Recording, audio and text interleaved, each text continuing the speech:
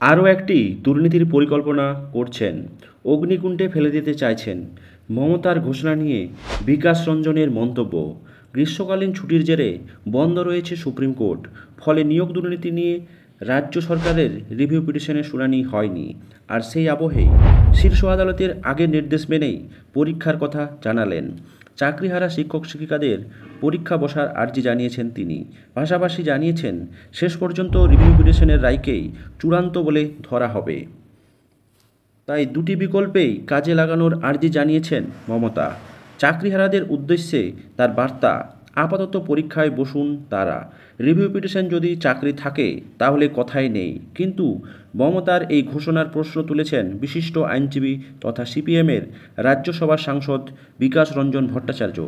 এদিন নবান্ন থেকে সাংবাদিক বৈঠক করে মমতা জানান, রিভিউ পিটিশন জমা দিয়েছে রাজ্য সরকার, কিন্তু গ্রীষ্মকালীন ছুটির জেরে আদালত বন্ধ। এই অবস্থায় আদালতের আগের নির্দেশ সময়সীমা অতিক্রান্ত হতে বসেছে। নতুন করে পরীক্ষা নেওয়ার জন্য 31শে মে সময়সীমা বেঁধে দিয়েছে আদালত। তাই আদালতের নির্দেশেই যাতে অবমাননা না হয় সেই মতো পরীক্ষার বিজ্ঞপ্তি জারি করবে রাজ্য। পাশাপাশি রিভিউ পিটিশনের প্রক্রিয়াও চলবে।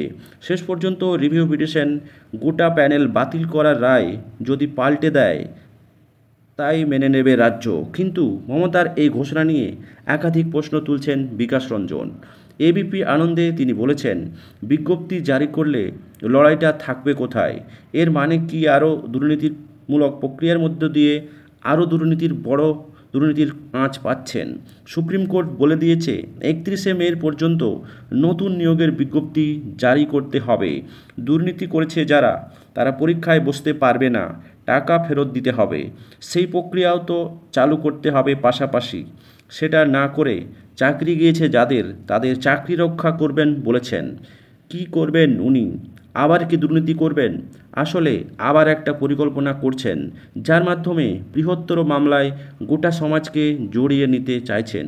উনি দুর্নীতি করবেন আর সমাজ দেখবে, এটা হতে পারে না। মমতা এদিন জানান, ব্যক্তিগতভাবে অনেক কোর্টে যাচ্ছেন, তা নিয়ে নেগেটিভ রিপোর্ট আসছে। তারা এতদিন অপেক্ষা করেছিল রিভিউ পিটিশনের জন্য, সেটা হলে চাকরি থাকবে সকলের, অন্যথা অন্য উপায় বের করছে রাজ্য। কিন্তু বিকাশের বক্তব্য, সুপ্রিম কোর্টের রায় মেনে 31-এর মধ্যেই নতুন নিয়োগ চালু হলে সেখানে রিভিউ পিটিশনের প্রশ্ন থাকে কি করে? উনি কি সবাইকে ওর মতো গাধা মনে করেন?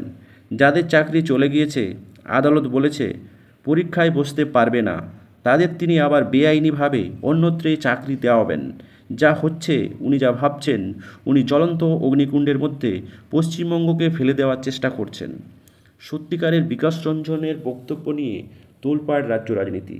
তিনি যা মন্তব্য করেছেন যথেষ্টই যুক্তিযুক্ত এবং ন্যায়সম্মত।